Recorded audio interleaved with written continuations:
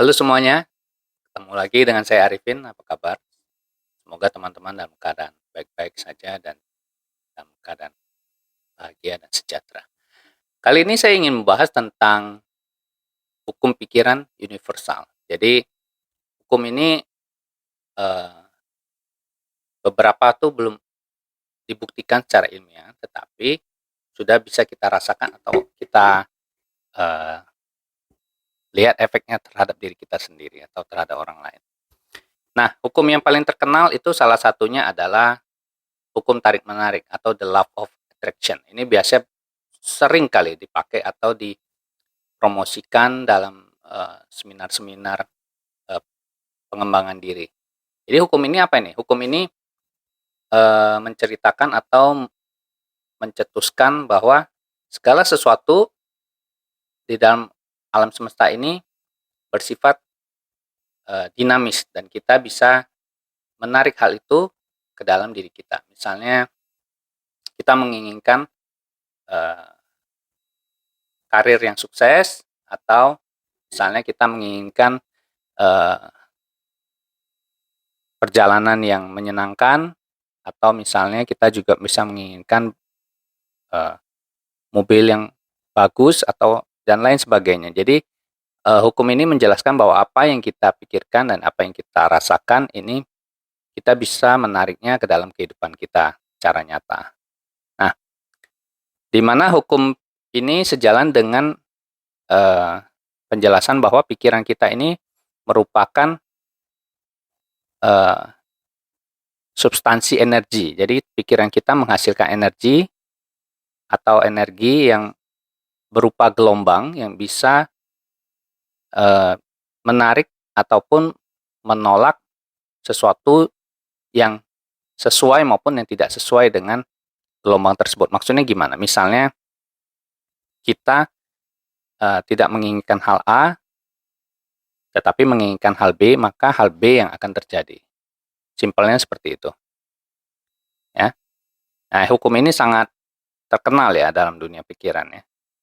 Jadi orang selalu bilang alam semesta ini bersifat dinamis dan netral tergantung dari sudut pandang kita. Kemudian hukum yang kedua yang cukup terkenal yaitu hukum sebab akibat atau the law of cause and effect. Jadi maksudnya apa nih? Hukum sebab akibat ini sudah cukup dikenal orang dari zaman dulu. Jadi hukum ini menjelaskan bahwa setiap aksi atau tindakan kita ini selalu menimbulkan reaksi ataupun hasil ataupun efek. Jadi setiap tindakan kita menghasilkan efek. Nah, hukum ini contohnya seperti apa? Misalnya kalau kita melakukan suatu pekerjaan tertentu, maka kita akan mendapatkan hasil dari pekerjaan tersebut. Ya, kalau dalam hal akademis misalnya, kita rajin belajar, maka kita akan mendapatkan nilai yang baik. Contohnya seperti itu. Kemudian ada hukum apa lagi? Hukum yang berikutnya ada lagi yang disebut dengan hukum kompensasi atau the law of compensation. Jadi maksudnya apa nih? Ini adalah dampak dari hukum sebab akibat tadi, di mana kita mendapatkan hasil dalam bentuk mental maupun fisik. Jadi misalnya kalau dalam bentuk fisik, misalnya kita rajin menabung, maka kita akan mendapatkan tabungan yang banyak. Kalau dalam bentuk non fisik, dalam bentuk mental, contohnya seperti apa? Misalnya kita sering berbagi atau kita sering bersyukur, maka kita akan mendapatkan ketenangan, kesehatan mental, dan ketenangan batin, misalnya seperti itu. Ya, mudah kan? Ya, teman-teman bisa mempraktikkan hukum-hukum ini secara langsung terhadap diri teman-teman sendiri. Kemudian ada lagi yang disebut hukum kesatuan atau the law of divine ones. Jadi maksudnya apa nih? Hukum ini menyatakan bahwa kita ini merupakan satu kesatuan, baik secara pribadi maupun secara masyarakat maupun secara global. Maksudnya gimana? Jadi maksudnya manusia biarpun terlihat seperti individu, tetapi di dalam diri manusia ini terdiri dari triliunan sel yang bekerja sama membentuk organisme hidup yang merupakan satu kesatuan yang disebut manusia ini. Karena kita kan berasal dari sel tunggal yang berkembang berlipat ganda sampai hampir tidak terbatas. Nah, demikian juga dengan individu-individu ini. Individu ini atau manusia ini, biarpun secara kasat mata ini terpisah dengan orang lain, tetapi kita ini merupakan satu kesatuan yang terdiri dari manusia atau human being yang tinggal dalam bumi. Jadi konsepnya itu seperti itu, kalau konsep hukum kesatuan. Kemudian ada hukum apa lagi? Yaitu hukum getaran atau the law of vibration. Jadi maksudnya apa? Jadi diyakini bahwa setiap benda ini, baik benda yang kita lihat secara kasat mata ini bergerak maupun yang tidak bergerak atau diam, itu sebenarnya mereka nggak diam, mereka itu sebenarnya bergetar dalam frekuensi yang rendah dan dalam getaran yang sangat kecil, sehingga kita sulit mendeteksi dengan mata ataupun indera-indera kita. Jadi karena mereka bergetar dan mereka membentuk pola tertentu, maka mereka bisa menyatu dengan lingkungan yang menciptakan ataupun lingkungan yang mereka ada sekarang. Jadi misalnya contoh, kita ambil contoh besar aja, misalnya manusia, hewan, dan tumbuh-tumbuhan, ini masing-masing mempunyai lingkungan hidup yang berbeda. Beberapa, jika frekuensinya sama atau getaran sama, mereka bisa hidup berdampingan. Gitu. Dan beberapa juga yang nggak bisa dipaksakan. Nah, contohnya seperti itu. Ya, itu jadi hukum getaran namanya. Nah, kemudian ada lagi yang agak jarang kita dengar, yaitu hukum transmutasi energi yang kekal atau the law of perpetual transmutation of energy. Jadi maksudnya apa?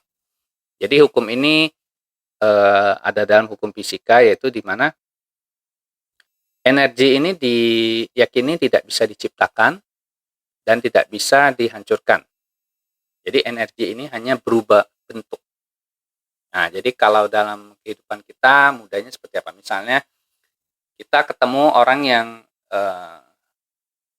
frustasi atau selalu negative thinking atau selalu mengeluh misalnya. Nah, itu artinya dia bergetar disebut dia bergetar pada frekuensi yang rendah. Sedangkan kalau kita ketemu orang yang positif, vibe-nya selalu ceria, selalu mempunyai solusi-solusi terhadap semua permasalahan di dunia, dan orangnya selalu memberikan feedback yang positif. Nah, itu diartikan dia mempunyai getaran yang lebih tinggi. Nah, jika dua orang ini ketemu atau bertemu, maka frekuensi siapa yang lebih dominan atau lebih kuat itu akan mendominasi frekuensi lawannya. Sebaliknya gimana? Sebaliknya kalau frekuensinya sama, mereka akan menjadi harmonis atau akan menyatu menjadi frekuensi yang lebih besar. Jadi hal ini berlaku terhadap hal yang buruk ataupun hal yang baik menurut kita. Ya, jadi misalnya orang yang suka mengeluh berkumpul, keluhannya menjadi lebih banyak. Ya, sedangkan orang positif jika berkumpul, mereka juga menjadi positif yang lebih besar. Jadi hukum energi seperti itu. Jadi ini mereka saling mempengaruhi, dan energi ini juga bisa berubah. Misalnya diri kita merasa negatif, kita juga bisa menaikkan frekuensi kita menjadi lebih positif. Jadi itu adalah hukum-hukum yang pernah teman-teman dengar ataupun mungkin jarang teman-teman dengar. Dan hukum-hukum ini masih ada beberapa lagi, ya. Dan ini yang saya sebutkan adalah hukum-hukum yang cukup umum yang bisa teman-teman temui atau teman-teman rasakan sendiri, atau teman-teman juga bisa mencobanya sendiri. Ya, hukum-hukum ini terhadap diri teman-teman. Jadi teman-teman bisa mencoba mempraktekkan hukum-hukum ini secara independen. Dan ini nggak perlu susah-susah, karena teman-teman cukup menggunakan pikiran dan perasaan teman-teman saja untuk mengukur ketepatan ataupun tujuan teman-teman ini. Misalnya teman-teman ingin mempraktekkan hukum sebab akibat atau hukum kompensasi atau hukum kesatuan, teman-teman bisa memikirkannya atau merasakannya sendiri, sehingga atau teman-teman ingin transmutasi energi misalnya, itu juga mudah sekali. Jadi misalnya teman-teman dalam kondisi depresi ataupun bosan, teman-teman bisa menaikkan vibrasi energi teman-teman sehingga vibrasinya menjadi lebih positif atau naik beberapa tingkat. Contohnya gimana? Misalnya teman-teman lagi depresi ataupun lagi bosan terhadap rutinitas, teman-teman coba mengalihkan perhatian teman-teman ke bidang yang lain atau suasana yang lain.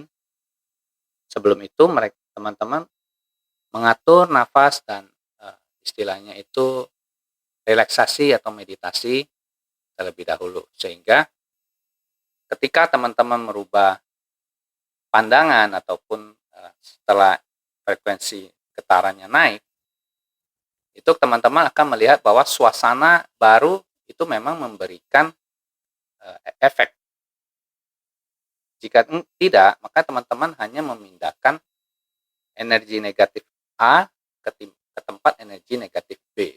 Jadi tidak merubah getarannya sama sekali. Jadi efeknya itu tidak berasa. Misalnya makanya banyak orang yang setelah liburan kemana-mana pulang ke kantor masih tetap lesu atau lemas ataupun masih bosan gitu. Karena energinya dia tidak rubah, dia cuma hanya merubah tempatnya saja.